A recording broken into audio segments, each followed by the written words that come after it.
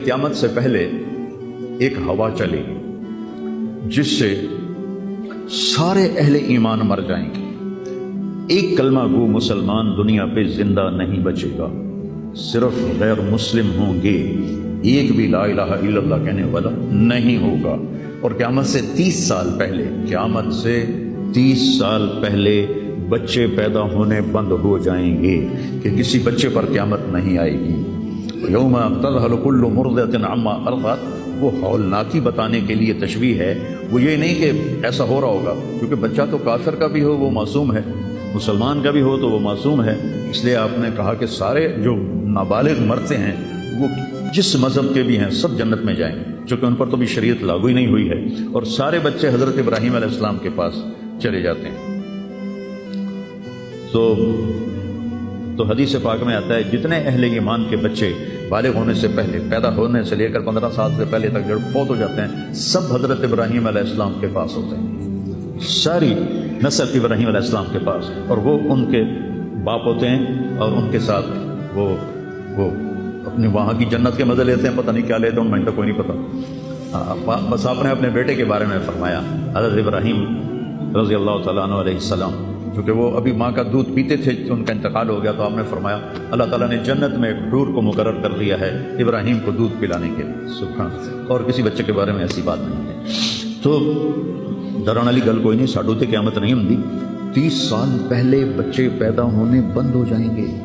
قیامت 30 اور 30 سے اوپر کی عمر کے لوگوں پر ہوگی، اور وہ جانوروں کی طرح ہوں گے، سڑکوں پہ زنا کریں گے، اور ہر انسانی جو اخلاق ہیں ان سے وہ خالی ہو جائیں گے، ان سے وہ خالی ہو جائیں گے. یہ امت کے اوپر امتحان ہے.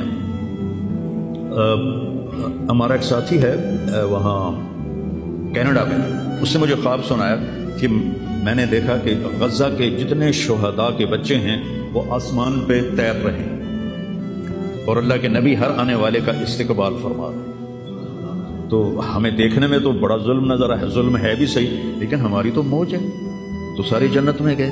جتنے بڑے شہید ہوئے وہ بھی جنتی، عورتیں شہید ہوئیں وہ بھی جنتی، مرد شہید ہوئے وہ بھی جنتی. اور بچوں کا تو میں نے کینیڈا میں ایک نوجوان خواب دیکھ رہا ہے، رائیونڈ کا پڑھا ہوا ہے، عالم ہے، کہ میں نے خواب دیکھا کہ غزہ کے شہداء کے بچے آسمان پر تیر رہے ہیں اور اللہ کے نبی ہر آنے والے بچے کا استقبال فرما رہے ہیں. ساڑی تو موج ہو گئی.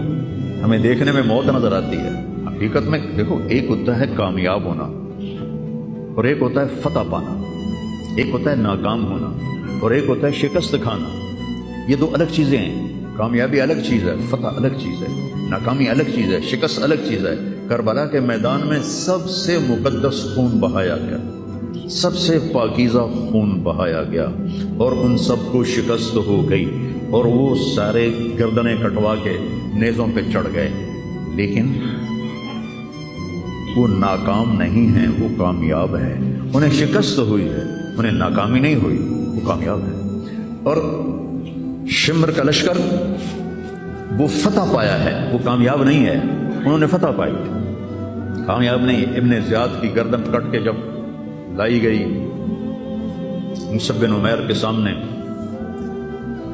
جیسے حضرت حسین علیہ السلام کی گردن کٹی ہوئی ابن زیاد کے سامنے رکھی گئی، تو وہ ایسے منہ پہ چھڑیاں مار کر کہنے لگا میں نے ایسا خوبصورت چہرہ آج تک نہیں دیکھا جو مرنے کے بعد بھی اتنا چمکتا. کٹی ہوئی ابن زیاد کے سامنے رکھی گئی تو وہ ایسے منہ پہ چھڑیاں مار کر کہنے لگا میں نے ایسا خوبصورت چہرہ آج تک نہیں دیکھا جو مرنے کے بعد بھی اتنا چمکتا ہوا تر و تازہ ہو.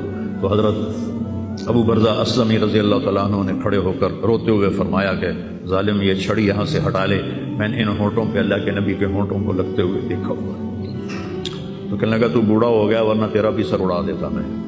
تو جب اللہ تعالیٰ انتقام لینے پر آئے اور ابن زیاد کو قتل کیا گیا اور اس کی کٹی ہوئی گردن آئی حضرت مصعب بن عمیر کے سامنے، تو ایک دم مجمع میں ہلچل مچی. جا وہ آیا.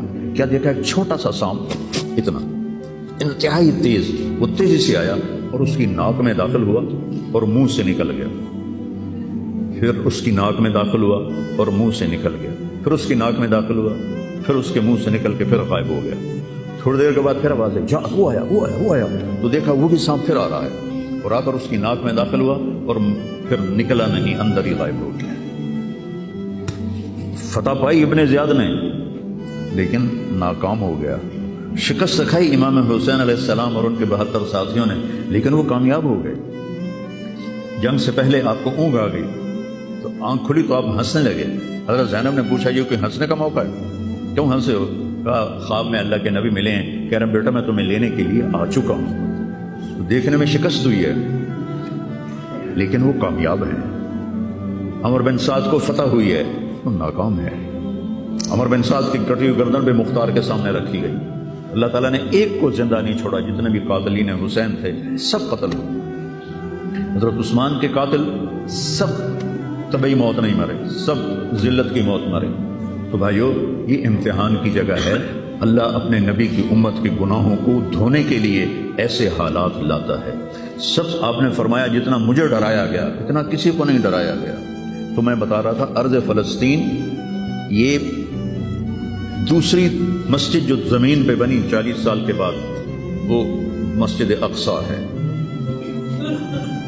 4000 نبیوں کے باپ اور میرے نبی کے دادا ابراہیم علیہ السلام اس سرزمین میں تشریف لائے، وہیں آرام فرما رہے ہیں۔ اسحاق علیہ السلام، یعقوب علیہ السلام، داؤد علیہ السلام، سلیمان علیہ السلام، یحییٰ علیہ السلام، زکریا علیہ السلام، یہ وہ نبی ہیں جن کا قرآن میں ذکر ہے۔ اس کے علاوہ بھی سینکڑوں نبی ہیں جن کے نام نہ تاریخ میں ہیں نہ قرآن میں ہیں، جو اس سرزمین کے اندر ہیں۔ یہ معشر کی سرزمین ہے، یہ نبیوں کی سرزمین ہے۔ میرے نبی نے فرمایا ارض المنشر والمحشر، یہ محشر کی سرزمین ہے اور دوبارہ زمین سے باہر نکلنے کی سرزمین ہے۔ اور پہلا بڑا معرکہ روم اور صحابہ کے درمیان ہوا تھا فلسطین میں، اجنادین کے مقام پر، جو آج رملہ کہلاتا ہے۔ رملہ کے قریب یہ روم کی تعداد